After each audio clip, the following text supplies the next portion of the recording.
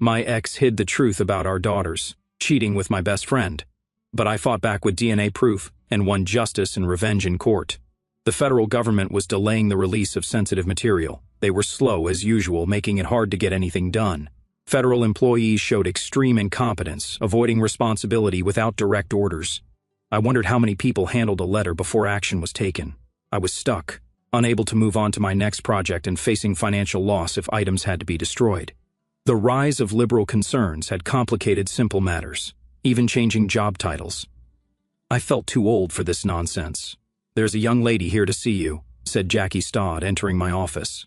She wouldn't give her name but handed me this picture. As I looked at the photo, dread filled me. Son of a cow, I thought. Why now? It was a picture of Sharon, my ex, and me on our wedding day, taken 18 years ago. It reminded me of the pain, cheating, and tears. People assumed I had returned to lick my wounds, and they were right. Back then, I didn't understand money or power, but I had changed since. "Ask her if she's Susan or Sandra Press," I said, handing Jackie a USB drive in a Ziploc bag. "If she is, show her the video on this. If she wants a copy, give her everything and return the original to me. Come back afterward and I'll answer your questions." At 42, I embraced bachelorhood. My short marriage to Sharon Grace MC Cormick had ruined my trust. Now people had to earn it, which was hard. I stood 6 feet 4 inches tall with a 38-inch waist, weighing 200 pounds. I worked out at the gym for 2 hours after work. My brownish-black hair was graying slightly, and I still turned heads. I had a few casual relationships, but marriage and love were not for me. About an hour later, Jackie returned, leaving the door open. She explained that the young lady still had many questions. She sat down, her serious face showing she wouldn't leave without answers. Looking at me with her emerald eyes, she waited for me to speak. "Do you know which one it was?" I asked. "Sandra," she replied. "Who is she and why was she so shocked?" She cried, saying, "We've been lied to all our lives. If my heart's right, he was lied to as well." "Sandra is one of a pair of identical twins," I said. "The clip you saw was her mother's last words to me before our first divorce hearing 7 months before the twins were born. I found out about them through friends and wasn't informed she was pregnant. The rest of the items on the stick detail what would happen if I contacted them. Her father, then with the CIA, got me fired from the FBI with false charges because he hated me. The documents imply there's a contract on my life if I interfere with them. He was a powerful, dangerous man. She divorced me to marry my former best friend, with whom she'd been having an affair for months. As far as I know, he's their natural father. How did she find me and what does she want?" I asked. "Sandra found an old picture in their attic with your name on it, Googled you, and recognized you," Jackie replied. "She also found the original marriage certificate and divorce papers. She tracked you down through Facebook and other web searches. She came to find a bone marrow match for her twin sister who is running out of time. Why come to me? I'm not their father." "It doesn't make sense," I replied. "Her mother was with her father months before I knew her. Her father ensured that." Sandra suspected something and convinced doctors to run a DNA test during the bone marrow test. "Mr. Press isn't their biological father," Jackie said. Her expression turned into a big smile as tears formed in my eyes. If Sandra was right, it meant my ex had lied to me all those years ago. "I wondered if I might be their father. I knew she was related to you the moment I saw her," Jackie said, standing up. She has a look that makes it clear. "Are you ready for perhaps the biggest shock in years?" "Jack, send the information on the stick to my publishers," I said. "Tell them to release it in a way that can't be traced back to me, and not to disclose my writing name, because my life might still be at risk. Stress that it needs to be made public quickly. Then find someone to do a fast DNA test and set up an appointment. If I am their father, I want proof when I confront their mother. If it's true, I need a litigation lawyer to fight for my parental rights. Clear my schedule. I need to go to Susan's hospital as soon as possible." I paused, then added, "Now, I've got to find Sandra. Sandra, come in and introduce yourself." Jackie called, and Sandra walked in. The moment I saw her, I knew. She looked just like my younger sister at 16. I choked up, overwhelmed with emotion. Sandra and I both started crying. Jackie took a few pictures with her phone to capture this life-changing moment and then left us alone. "Sandra and you have an appointment for blood testing at 1, Jackie said when she returned. "They promised a rush job and I charged it to the corporate card. I also arranged for you to meet your sister Barbara at Cells at 3 and reserved a private table. Sandra needs to see what we do. Barbara will make sure her kids are taken care of. She knows you have important family news." I stood there, emotional and unsure, watching Sandra walk toward me. I had so many questions. I hugged her tightly as Jackie closed the door. It was hard to grasp that I might be a dad. Sandra seemed to feel the same, trembling as we left my office. We tried to keep things light, taking baby steps to figure everything out. After arranging for the clinic to email the report, we headed out for a late lunch. I learned that Sandra had skipped school and driven all day until she had to rest at a station. I was furious that she would do something so risky but held my tongue, realizing I might be reacting like an overprotective dad. It also reminded me of something I would have done at her age. When we arrived at Sells, I noticed Barb's car. "I know we're here to meet your sister, but why did Jackie set this up without talking to you first?" Sandra asked. "You're about to see what Jackie and I saw when we first met you," I replied. "It will explain why we believe you and Susan are my daughters, and why I was shocked when the test came back positive." "Can I call you Dad?" Sandra asked. I laughed and smiled. I'd love that. Sells was a family restaurant, a step up from Red Lobster, with an excellent reputation. The owner and hostess led us to our private booth immediately. I ordered a bottle of champagne and extra tissues. Barbara had her back to us, so I asked Sandra to wait while I approached. "Hi sis, thanks for meeting me," I said. Barbara looked up and said, "You look happy. What's going on?" "Barbara, stand up. There's someone I want you to meet," I said as Sandra approached. "This is Sharon's daughter, Sandra." Barbara turned and stared, looking like she saw a younger version of herself. They had similar features: long brunette hair, high cheekbones, small ears, light blue eyes, and warm smiles. "Oh my God!" Barb exclaimed. "Paul, you should have warned me. This is unbelievable. How long have you known about her?" "About 5 hours," Sandra said emotionally. "I surprised him at his office. Jackie and Dad knew immediately. Seeing you, I understand why." The server returned with tissues and understood why we needed privacy. Barbara, between tears, explained 3 more people would join us, so the hostess moved us to a larger table. Barbara called her husband to join us and notified our parents to come quickly, calling it a family emergency. Mom asked what was wrong, but Barbara said she couldn't explain. We were all emotional. I got a text from Jackie saying the publisher had released the information, and it would be on the 6 o'clock news. We had just calmed down after our first glass of champagne when Barb's husband and my parents arrived. I laughed, hearing my dad's loud voice. "There better be a good reason for this." Barbara and I stood to greet them. "Mom, Dad, Lou, I'd like to introduce you to Sharon's daughter, Sandra Press," Barbara said proudly. My mother instantly recognized the resemblance and smiled widely, filled with pride. She finally had the granddaughter she always wanted. My dad was stunned, speechless for once. When he finally spoke, he said, "I see it, but it's hard to believe." My mom sat beside Sandra, holding her hand tightly, too emotional to speak. My dad ordered 2 more bottles of champagne, his pride evident. After our glasses were refilled, I stood up with mine. "I need to explain," I said as Sandra started recording with my phone. I shared how we met and what had happened that day. My dad then stood up. "Sandra, we don't need a DNA test to confirm what we already know. Welcome to our family. You have 2 more aunts to meet soon. Promise us you'll always consider this family your home." Sandra took the phone and spoke. "I came here seeking the truth, not knowing what I'd find. Today has changed everything for Dad and me. We didn't know until now. Meeting Aunt Barb showed me what unconditional love is. My twin sister Susan will feel the same." I scanned the table as everyone became emotional. Even my father, who never cried, had tears in his eyes. My mom held up 2 fingers, crying louder.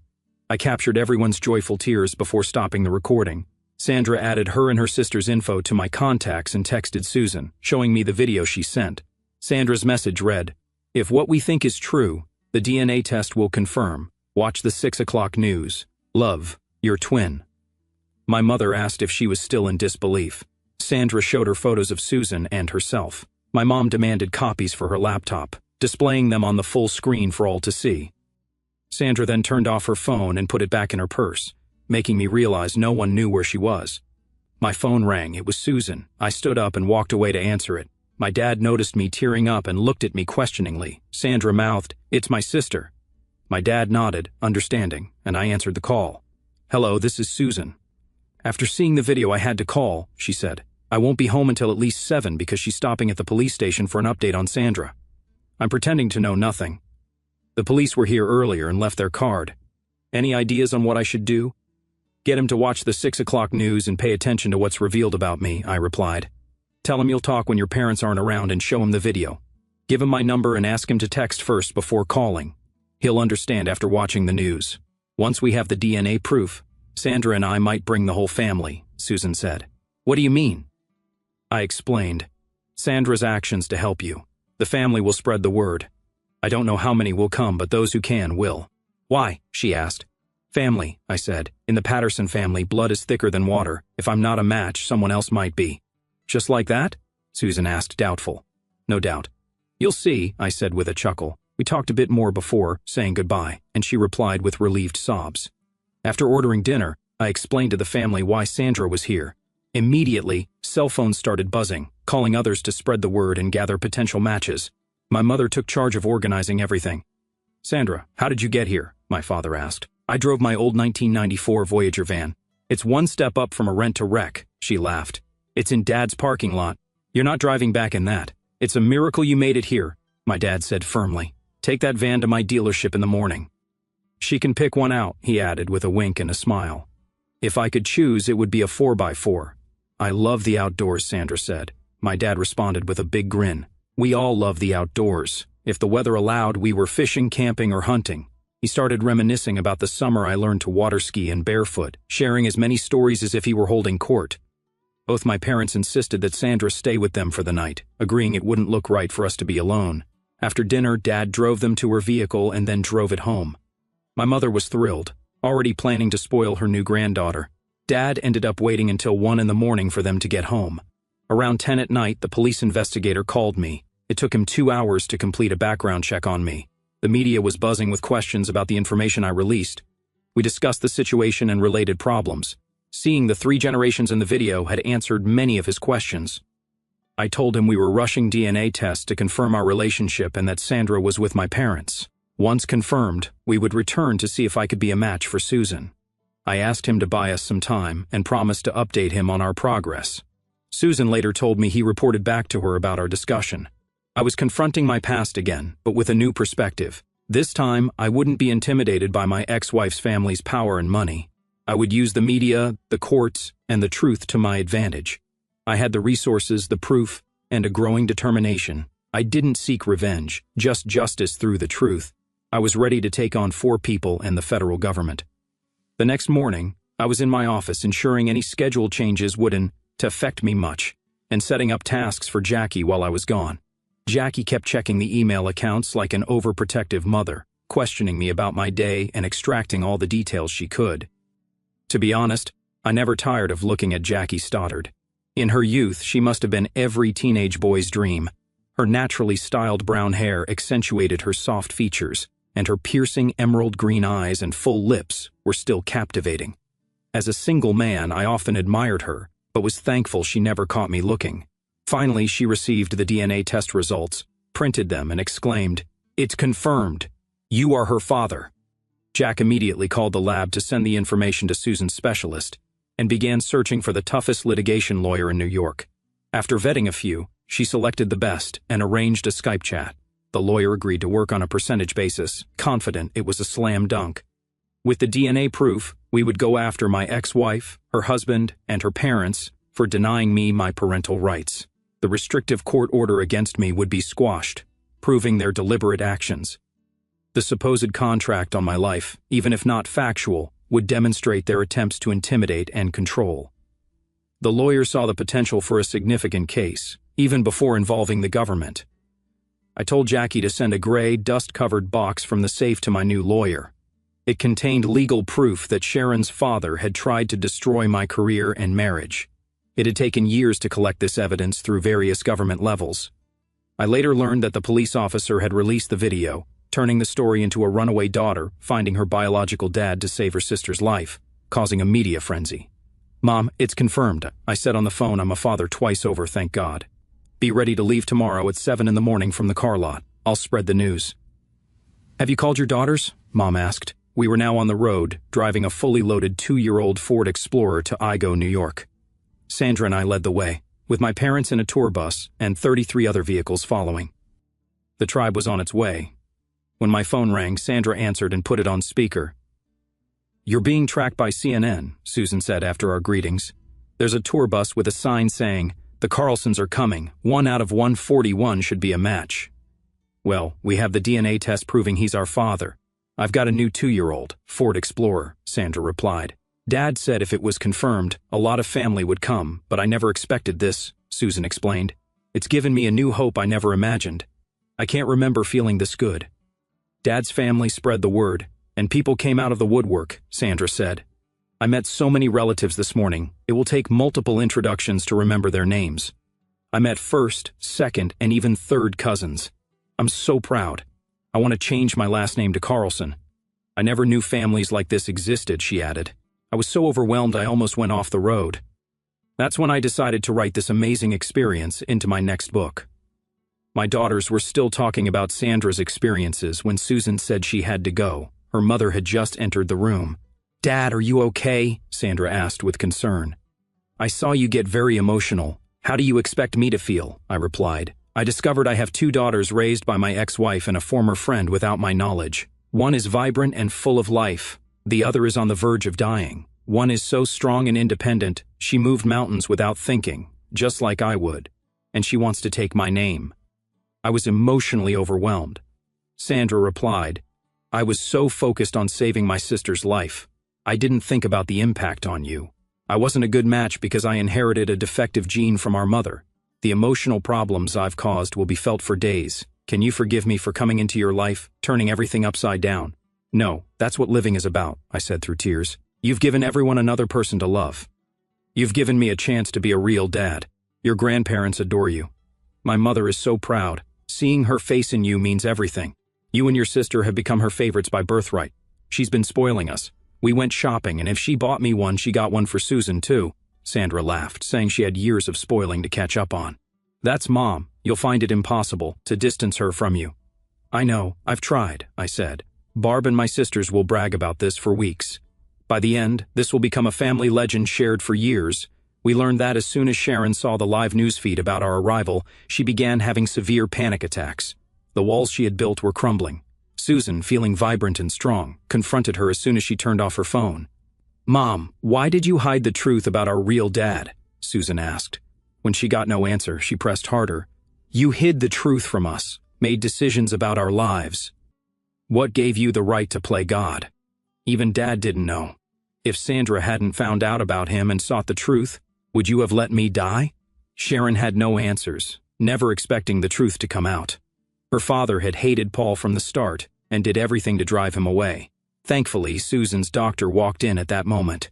We received DNA from a man we didn't know, proving he is Susan's biological father. He is coming to be tested, and there's a good chance he's a bone marrow match. He should be here tomorrow afternoon, and for his protection he'll be under guard, the doctor said before leaving. Mom, my bio-dad is coming with 140 others in case he's not a match. He wants to give me a fighting chance, Susan stated. Why? Sharon asked. To him and his family, blood is thicker than water. Though I'm a stranger to them, I am family, and family comes first, she replied. You had to know we look like our real dad's mother. Watch this video. It proves everything. Sharon watched the video of my family meeting Sandra.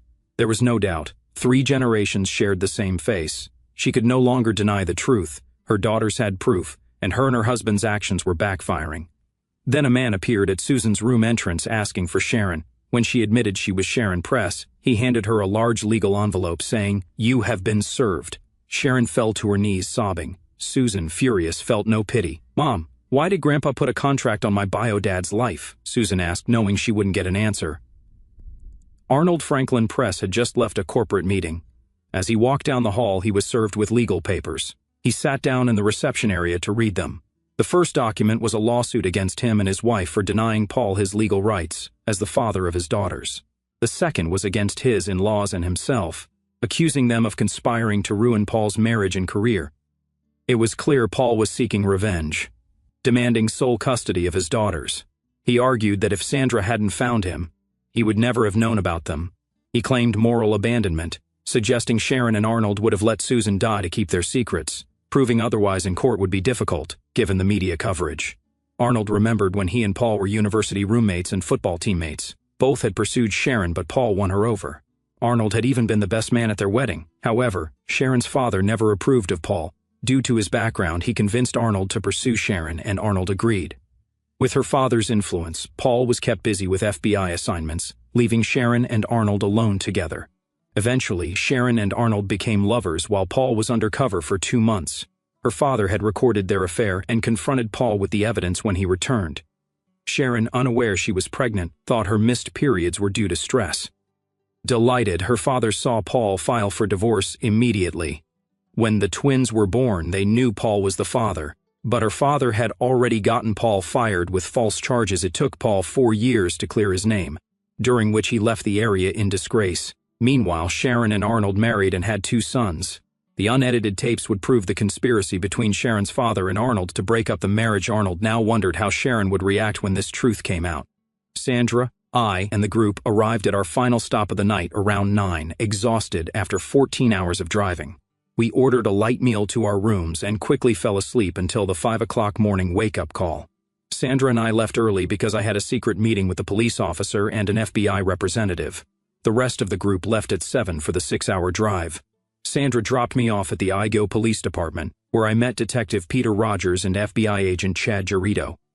We discussed my former father-in-law's questioning for over an hour and a half. I provided my lawyer's contact information and left a USB stick with all my evidence. I was placed under official protection until I left town with a security escort. I was taken to the hospital for a blood draw to see if I could be a bone marrow match. As I approached Susan's private room, I heard Sandra and Susan talking. The hospital staff recognized me by my writing name, and I signed a book for one of the nurses. I walked into Susan's room. "Dad," Sandra said in surprise. "I didn't expect you so soon." "Susan, this is our dad, Paul Carlson," she added. Susan looked frail, her skin loose, her face reflecting the closeness of the end of life. Despite this, her smile was wide, and her eyes were bright with hope. "Susan, they're rushing the test. It should be done in 30 minutes. The rest of the family is checking into their hotels. My parents are having their bone marrow drawn now and will meet you soon. If there's more than one match, the doctor plans to do a double transplant simultaneously in both arms," I said, trying to keep my emotions in check. Susan broke down in tears. I sat on the edge of her bed and held her until she calmed down. Sandra captured a photo of us, both crying tears of joy and relief. She was glowing with pride, and rightly so. I realized how much she had done, and I was overwhelmed seeing my 2 daughters together for the first time. "Grandma, Grandpa, come in and meet my sister," Sandra said. The 5 of us talked for over an hour until Susan's doctor entered, smiling. My mother and I were perfect matches for Susan. Dr. Proctor asked if we were ready to be checked in for surgery at 6 in the morning the next day. We both agreed. My dad whispered, "Thank God." We prayed for a miracle all the way up. "Don't you need my parents' permission?" Susan asked. "Normally, yes, but we received a court order this morning, thanks to Mr. Carlson. It allows us to proceed if he or a relative is a match. The judge agreed that your mother and her husband weren't putting your needs first," Dr. Proctor explained. "Mr. Carlson will cover all costs not covered by insurance." Sandra smiled. "I'm not surprised, sis. With what Mama and Arnold did, Dad had no choice. Legally, he had no rights, so he used the courts to prevent any delay." A security guard then informed us we were about to be on national news. Susan turned the TV to CNN, which revealed my identity as the author of a popular book series worth an estimated $40 million.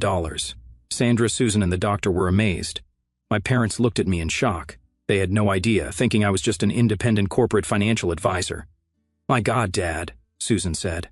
"I've read all your books. They're great." I laughed. After my former life was destroyed, I had to reinvent myself. Writing was my therapy. The first book's success was a turning point, and it grew from there. I keep my books current, exposing the raw truth about world situations, societal views, and morals, whether people like it or not. For the first time in 15 years, I checked into a hospital, along with my mom. My new daughter wanted to share a room with me, but the hospital security wouldn't allow it. Sandra spent the evening running between 3 different rooms. My dad called some relatives to update them. Sharon and Arnold weren't pleased when they arrived after work. Their attitude was met with coldness. Susan told them she was being prepped for surgery and would receive a double bone marrow transplant in the morning due to a court order. "How?" Sharon asked. "Mom, Arnold, my bio dad, and his mother are perfect matches. Both are donating so I can get a double dose and recover fully," Susan said. "Mom, do you know who Jason Blackstone is? He's your favorite author." "Well, Jason Blackstone is a pen name for Paul Earl Carlson, my bio dad." Sharon and Arnold turned pale. They had hoped the court case would disappear, but Paul's net worth showed he wasn't after money. He wanted justice. Paul always believed in law and order, which made him a successful agent until his termination. "Mom, did you know your father has been in FBI custody all day? You might want to check with Grandma to see if he's home. Can you explain why this is happening?" Sandra and I want to know, Susan said with a big smile. Sandra is somewhere in the hospital, either in Dad's room or Grandma Patterson's, if you want to see her. Sandra and I were in my hospital room, discussing how she would handle her mother when Sharon found her. A security guard knocked and poked his head in. "Mr. Carlson, do you know Jackie Stoddard?" he asked. I nodded. He opened the door, and Jackie came in. Jackie had been my sidekick for 10 years. I had supported her through her divorce after her husband got his assistant pregnant.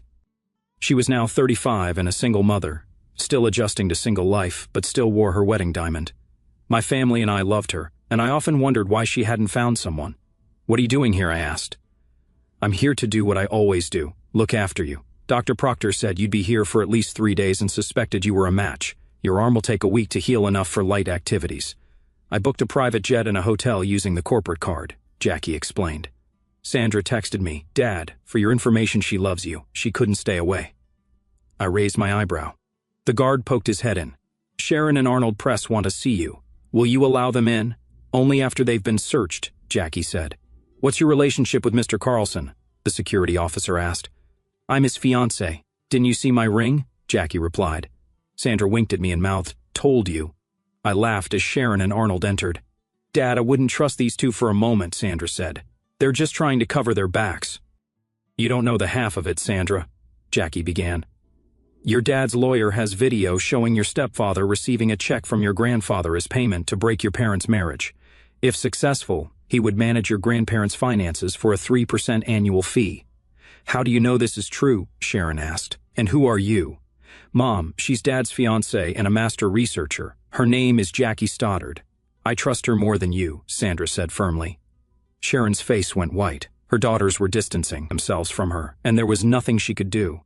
"Jackie speaks the truth, Sharon," I explained. "I ordered my lawyer to release all the video and audio tapes to the FBI, including a letter from your father admitting he paid for the recordings. Your father's hatred for me was so great he didn't care about the cost or who he used to get what he wanted." "Is this true?" Sharon asked Arnold. Seeing his expression, she knew it was. Sharon realized what she lost when I divorced her, the only man who truly loved her. "Jackie, a word of advice. Don't let others manipulate you like I did Paul. I want to talk to you alone after the surgery. Right now I need to go home and reflect." "Sandra, will you walk with me to my car?" Sharon asked. Sandra said, "I'll be back soon, Mom. You and I need to settle a few things. Jackie, watch over Dad till I return." We watched them leave. Sharon held it together until she exited, then started to cry. Both Jackie and I understood she had no idea what had been done until now. Arnold, born with a silver spoon, was paralyzed by fear. The truth had come out, and their life was shattered. Sharon would never trust him again. "Paul, I dreaded this day. I thought you'd never return. If we had met accidentally, I could have brushed it off," Arnold stated. "I never saw this happening. It's best I leave and say no more." He left, leaving us alone. I looked at Jackie, making her blush for the first time. I was looking at her the way a man in love should. For once, I was opening myself up. Was she playing me? Was she finally admitting her true feelings? Did I love her as a friend or something more? Either way, my daughters had awakened me. I'd been living in others' shadows, finding joy in their excitement instead of creating my own. "Jackie, we have a lot to discuss while I'm in recovery," I said softly. "These last few days have awakened me. I got complacent, settling for the sidelines instead of being in the game. Paul, when I got divorced, you stepped in. My kids were still young. You've been more of a dad to them than their own father. From baseball games to father-daughter dances, you were always there. I know why you pay me well, more than the usual rate. You want to ensure the kids in your heart are looked after," Jackie said. "On their birthdays, you always went overboard, making them the envy of their friends. During summer breaks, you took us on special trips, creating lifelong memories. You answer their questions like a father should. They love you, and you love them. Your only problem is your fear of commitment." I tried to speak but couldn't. Jackie was right, and her words hit me hard. So did Sandra's. I walked over to Jackie and sat beside her, taking her hand. I looked into her eyes, gathering my thoughts. Sharon cheated me. Her father's power intimidated me. My best friend betrayed me. I lived with an ongoing threat on my life. I put myself in protection mode. Until a few days ago, I didn't realize it. Now that I have, can we go on our first actual date, or is it too late for you and me? I asked. "Took you long enough, you old fool," Jackie said before kissing me. "I'm texting our kids to tell them we're now a couple and working things out." "Pretty sure of yourself," I said. I texted Sandra, thanking her and asking if everything was okay. Sandra responded, "Mom didn't know. She's taking it hard. Won't be back tonight. Let Susan know." Jackie and I went up to Susan's room. After introducing Jackie as my girlfriend, we told her what had happened earlier and showed her Sandra's text. We had just finished when my sister Barbara entered. "I just had to meet her," Barbara said. "Jackie, what are you doing here?" "I want to say something, but—" Barb figured it out. "He finally clued in, didn't he?" she said with a smile. "Took him long enough." "Susan, this is your Aunt Barbara, and the man entering is your Uncle Lou, Barbara's husband," I said. "You'll soon learn we speak our minds, like it or not." I excused myself and went to the nurse's station, texting Sandra to ask about Susan's pizza preferences. She replied that Susan likes everything but anchovies. I ordered 3 extra-large pizzas and 3 2-liter colas for quick delivery. I also called Dad, asking him to bring Mom up in 30 minutes for a pizza party.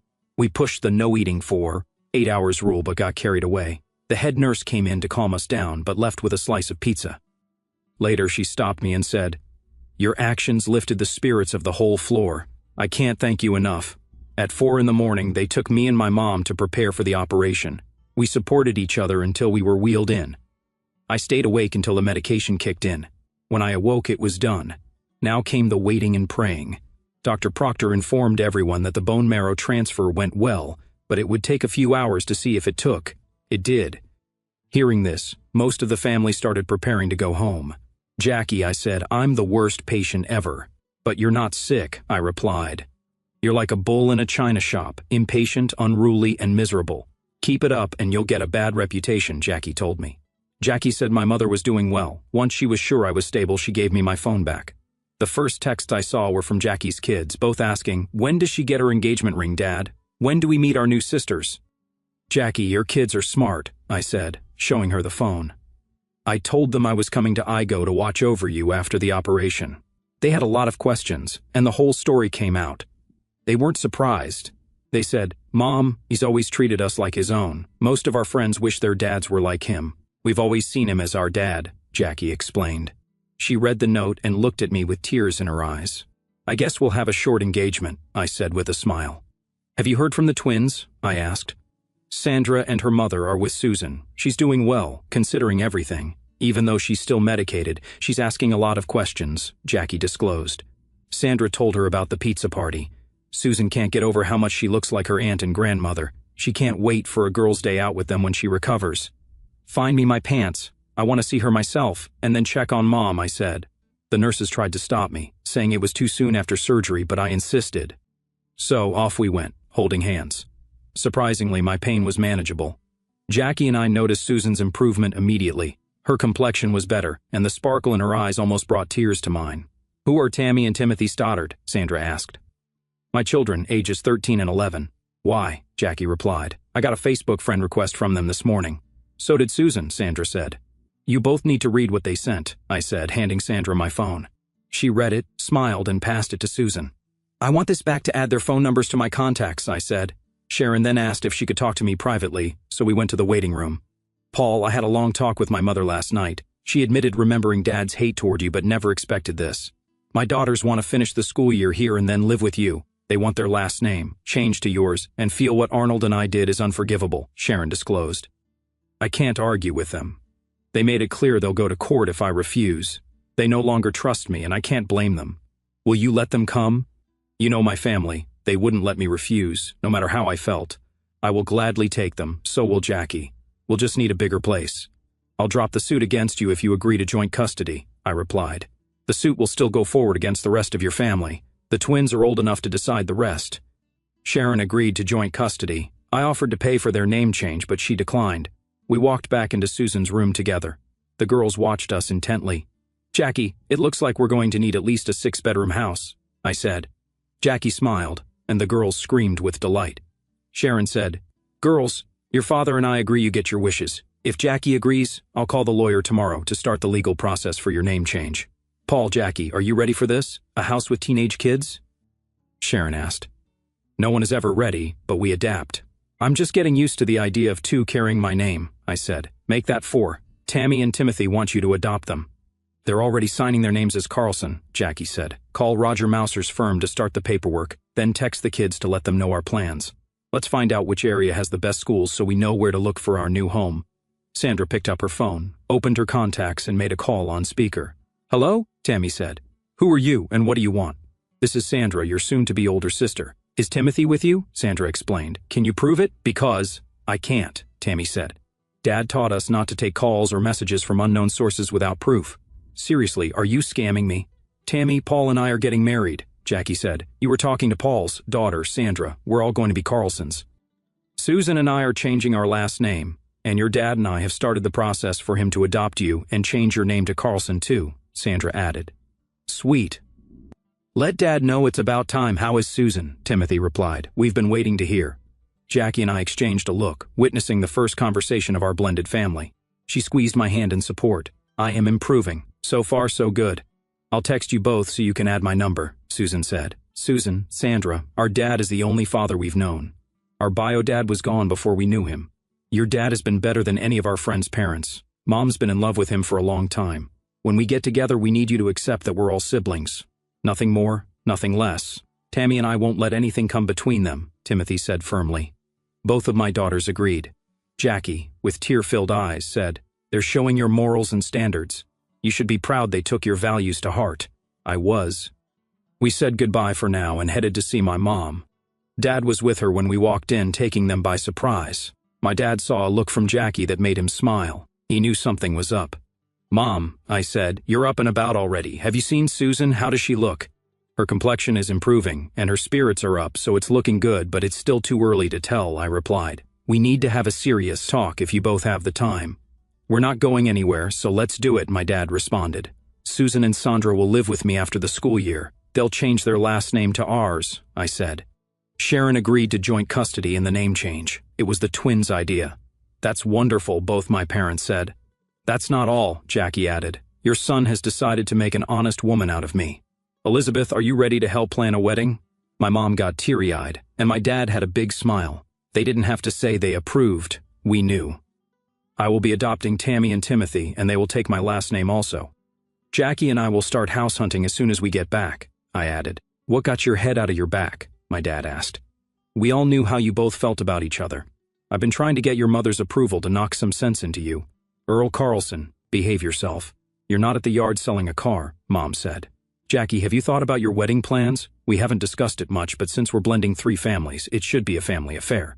Barb can be my maid of honor, Lou Paul's best man, his brothers-in-law as ushers, Susan and Sandra as bridesmaids, Tammy as the flower girl, and Timothy as the ring bearer." "Dad, will you walk me down the aisle with my father?" Jackie said with a grin. "Depends on who's paying the bill and if the 19th hole is stocked with Jack Daniels," Dad replied, laughing. "What do you think, Paul?" Jackie asked. "It's perfect. It will unite us all." "If that's what you want, let's do it," I replied. "Should we invite Sharon?" Both my parents firmly said, "No." "Mom, Dad, in the next few weeks the media will reveal a lot. I'm suing the federal government, Sharon's parents, and her husband. I believe Sharon was as much a sufferer as I was. I paid the price years ago, and now Sharon is paying in ways we can only imagine. She thinks she's lost her daughters forever," I explained. "Inviting her might help the twins and her forge a new relationship and move on from the past." Jackie and my parents looked at me in awe. "Where did that wisdom come from?" my dad asked seriously. "These last few days have taught me a lot," I replied, holding Jackie's hand. Sandra's arrival made me grasp life again. We returned to my room and I quickly fell asleep, exhausted from the surgery. Jackie stayed by my side and watched the news. Christopher M.C. Cormick and Arnold Press had been arrested for lying to the FBI. The person behind the contract on my life turned state's evidence. My lawyer released details of my firing from the FBI, prompting an internal review. When I woke up, Jackie filled me in. Dr. Proctor informed us that my mother and I would be released the next day. "You'll need follow-ups and to get your stitches removed," he said. "Susan is doing better than expected. The big question is how she'll respond as she's weaned off her meds." We talked to my parents, who decided not to leave the city until Susan was on the road to recovery. They would fly back with us on the private plane. Dad booked into the same hotel as Jackie, and the bus driver was instructed to head back. Over the next few days, the media exposed the deception, backstabbing, and political deals that ruined my marriage and career. They spent a day discussing how Sharon's father manipulated her into believing the rumors and lies. Sharon was publicly dissected like a frog. Jackie and I were headed to visit Susan one last time before going home. Dr. Proctor had proudly said she was on the road to a full recovery. Someone must have disliked the negative press about the Fed's past dealings with me because the security release my publisher and I were waiting for was granted. Over 1 million hard copies would be released to the market within 2 weeks. I had 2 first editions delivered overnight.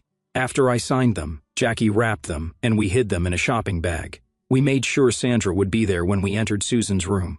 Your dad and I have set the wedding date for the first weekend in August. Aunt Barbara will be my maid of honor. I was wondering if you two would be my bridesmaids, Jackie asked. Susan exclaimed, "Hell yes, Jackie." When I first walked into Dad's office, I was scared stiff. You recognized me immediately and said, "You're Sharon's daughter. How are we going to handle this?" It stunned me. You accepted me from day one. I will proudly be in your wedding party if you'll allow me to call you Mom. I watched as the 3 of them hugged. It was wonderful to see Susan literally jump out of bed. When things settled down, I pulled out the gifts and handed them each a signed first edition of my book with the message, "To one of the 2 prettiest ladies who call me Dad, with love, Jason Blackstone or Paul Earl Carlson." Susan was ecstatic when she unwrapped it. It was my biggest book yet, over 600 pages. Her face glowed with pride knowing it wasn't released yet.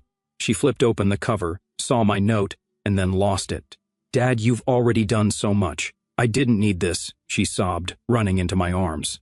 "Before you came into my life, the hospital staff said I had only a few days left. Sandra knew it too. I don't know why she went into the attic, but I'm glad she did because it brought us you." She hugged me tightly, and Sandra watched us for a few seconds. "Dad, you should know Dr. Proctor believes if Susan had only gotten 1 transplant, it wouldn't have worked." The double transplant shocked her body into responding. "In the last 6 days, she's gained 10 pounds, Sandra explained. "I didn't know if you would come, but you didn't hesitate. You brought a tribe. Thanks to the family, I'm getting my best friend back." "How's your mom holding up?" I asked, trying to change the tone. "She's filed for divorce, is going to therapy to deal with a lifetime of lies. She now understands what you went through and is ashamed," Susan said. "She says only someone who has experienced it can understand that it's a living hell. Her work and friends are her support. Mom is strong and will get through it. The key will be getting her to trust again. Right now, she doesn't know who or what to believe. Sandra, even with family support, it can take years to regain trust. It requires an unexpected act of faith. For me, it was Sandra walking through my office door," I said.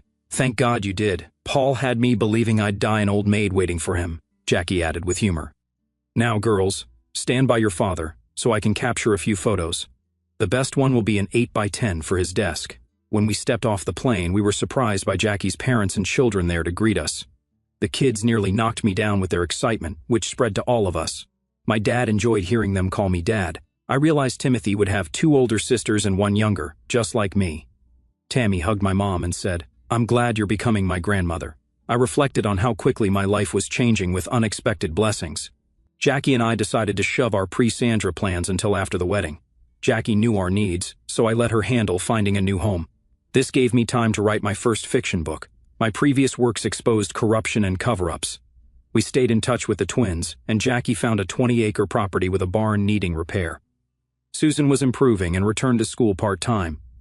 We had a firm design our house with steel and brick, including an outdoor kitchen, large patio, pool, and a 4-bay garage. Jackie's reduced office time let me work harder with an editor from my publisher helping. I wrote over 300 pages, publishing my first book under my real name. Sharon used my lawyer to divorce Arnold, securing alimony and education costs. My cases were in mediation, as they lost the will to fight.